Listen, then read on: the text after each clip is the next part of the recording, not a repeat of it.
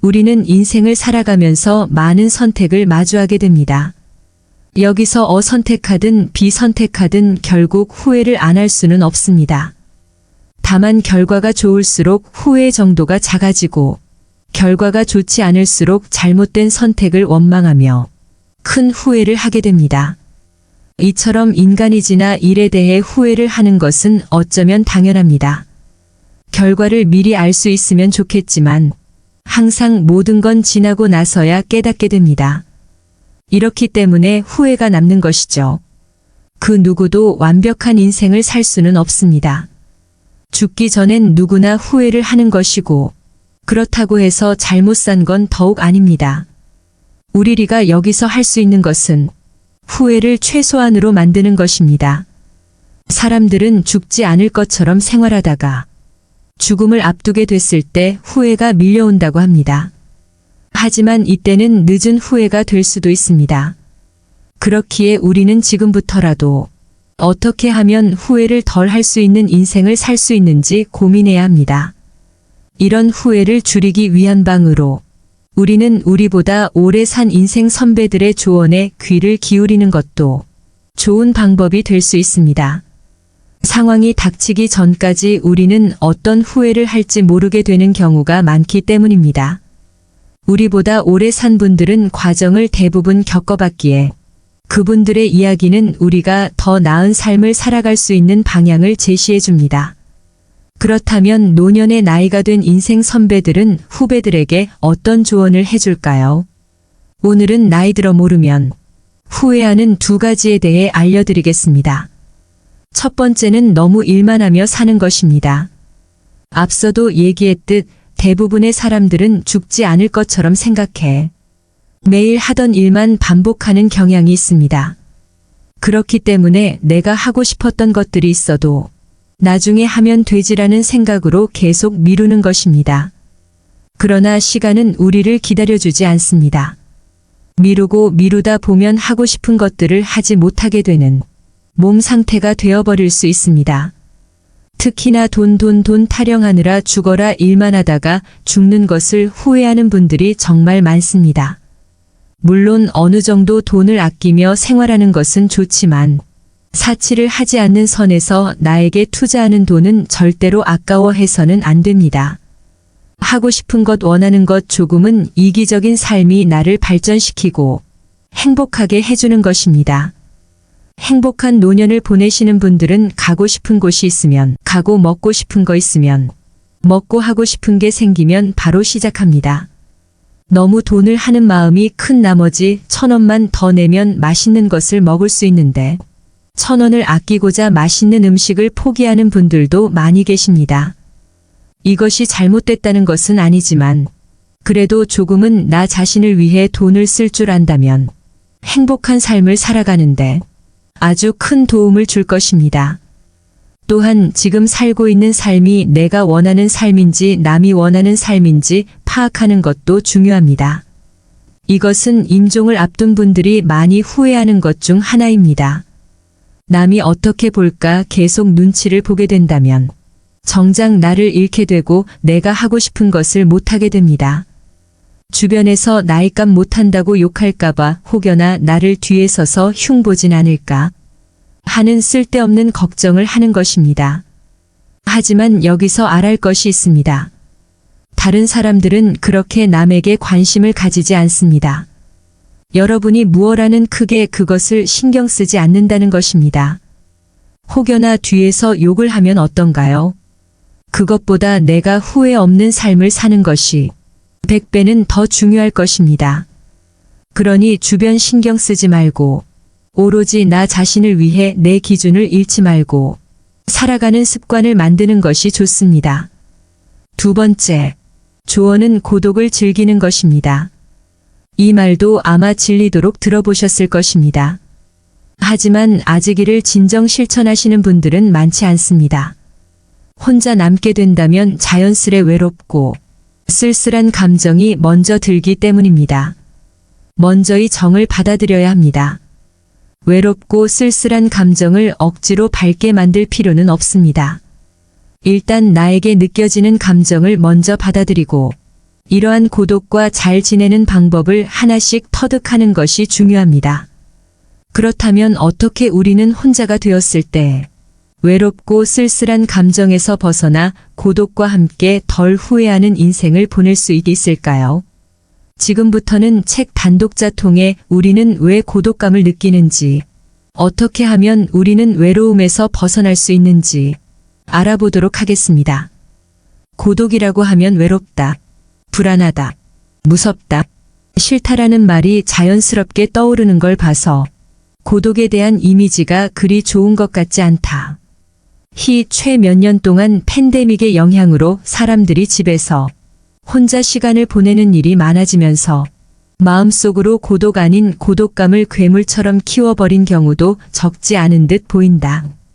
하지만 나는 고독 따위 괴물화 말로 비상사태가 아닌가 싶다. 왜냐하면 본래 고독이란 인간이 자신을 성장시키기 위해 꼭 필요한 감정이기 때문이다. 고독감은 느낌이어서 영영이 귀신과 같다. 실체가 없으니 있다고 생각하면 있고 없다고 생각하면 없다. 이 사실을 분명히 인식하기 해도 마음가짐이 확연히 달라진다. 또 친한 친구가 없어서 외롭다는 식으로 생각하는 것도 적절하지 않다.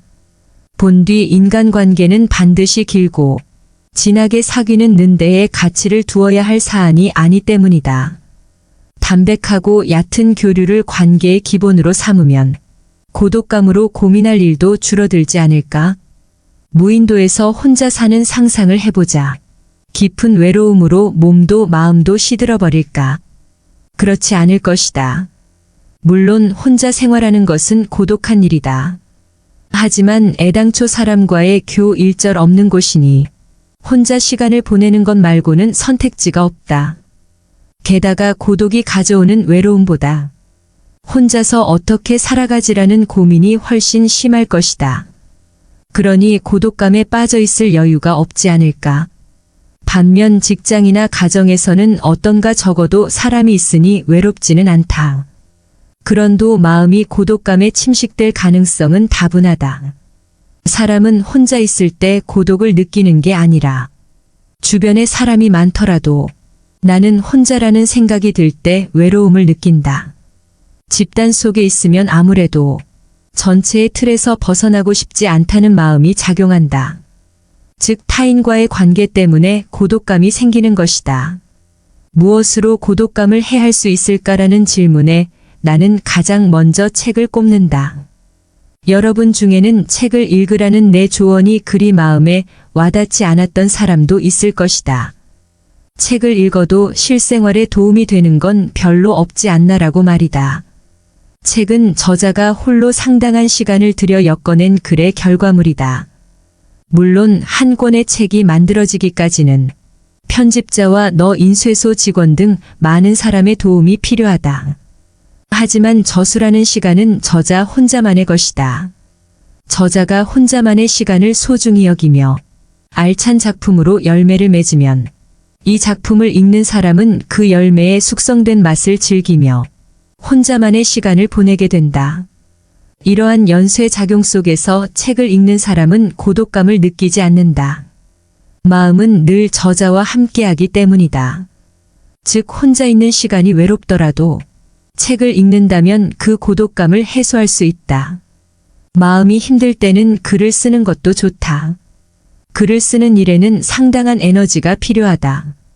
자신의 마음을 글로 써 내려가는 작업이 그리 쉽지 않기 때문이다. 하지만 그래서 더 재미있다. 내 생각을 쓰는 동안에는 그야말로 나만의 시간을 보내는 것이기 때문이다. 그 시간을 통째로 자기 생각을 쓰는데 사용하는 것이니 이보다 더 호화로운 일이 어디 있겠는가. 쓰는 행위를 하면 집중해서 생각할 수 있고 그럼 복잡했던 머릿속이 정리된다. 더불어 그 과정에서 충실감 느끼게 된다. 게다가 쓰기는 생각을 말로 바꾸어 밖으로 표출하는 행위이다. 말에 시를 엮으며 마음속에 엉켜있던 기분이 확 풀리는 시원함을 느낄 수 있다. 또한 고독감을 해소해주는 벗으로 음악만 한 것도 없다. 책을 읽는 데는 시간이 들지만 음악은 그렇지 않으니 참으로 큰 장점이 아닐 수 없다.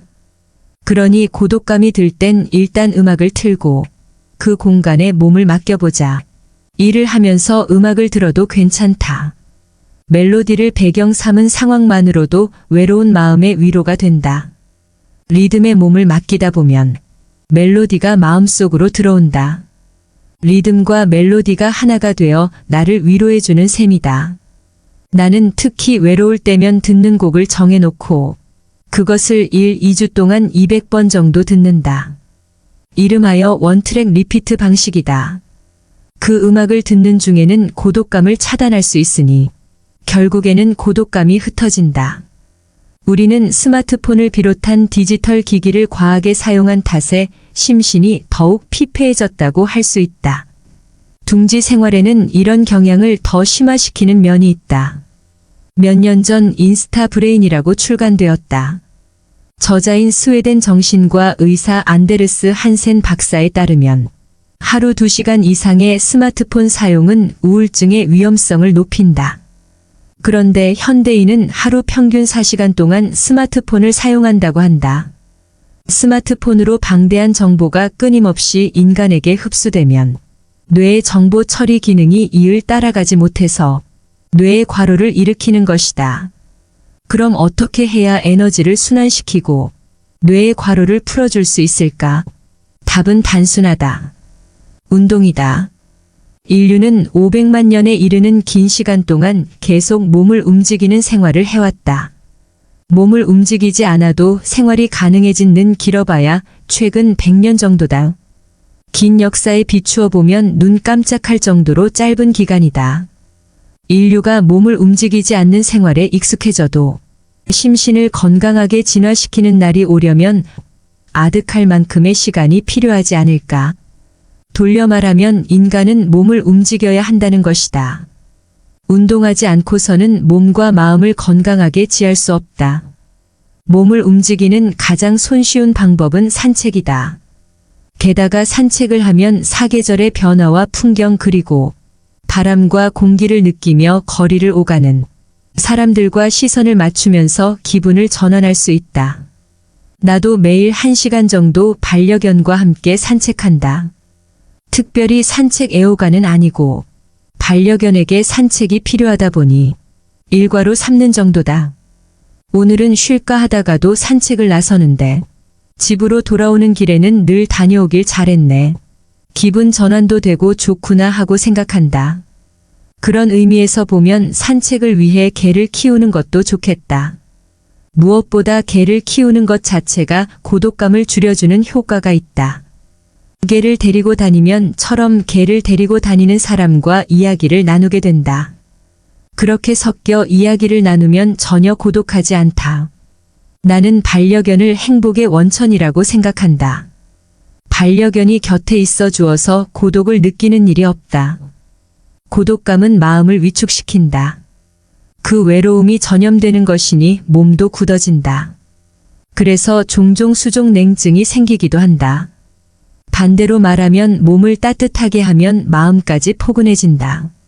이렇게 하는 방법에는 여러 가지가 있는데 그중 지압이나 마사지가 좋은 처방이 될 것이다. 또 하나 몸을 따뜻하게 한다는 의미에서 목욕이나 사우나를 하는 것도 아주 좋은 힐링법이다. 마음이 외로우면 몸이 외롭고 몸이 외로우면 마음이 외로운 악순환을 한 번은 끊어줘야 한다. 나는 매일 밤 사우나를 하며 몸을 데우는 것은 물론이고 우연히 사우나에서 만난 사람과 가볍게 잡담을 나누면서 자연수의 고독감을 멀리하고 있다. 몸과 마음이 개운해지고 피로가 풀리며 활력도 회복되니 여러분도 꼭 한번 시도해보면 좋겠다가 50번 돌면 우리는 환갑을 맞게 되지만 여전히 인생의 재출발 지점에 선 듯하다. 60세가 되면 일을 계속하더라도 한창 일하던 현역 대와는 달리 더는 경쟁 사회에 신경 쓰지 않게 된다. 자산이나 연금 등에서 다른 사람들과 격차가 나더라도 젊을 때만큼 더 열심히 일해야 해. 최상위를 목표로 삼아야 해라며 초조해하거나 불안해하지 않아도 된다. 이 시기에 중요한 건 내가 좋아하는 일을 하며 나답게 살아가는 것이다.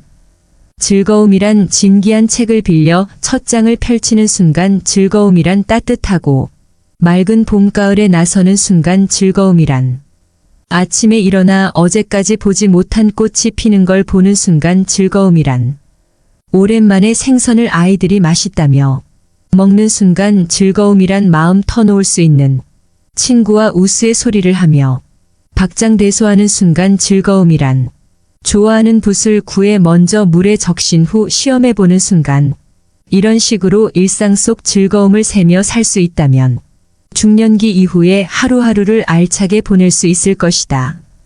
년직을 면서 할 일이 없어지면 다시 고독감이 얼굴을 내민다. 특히 일만 해온 사람이라면 회사가 줬던 소속감이 사라지면서 자신이 있을 곳이 없어진 것처럼 느껴질 것이다.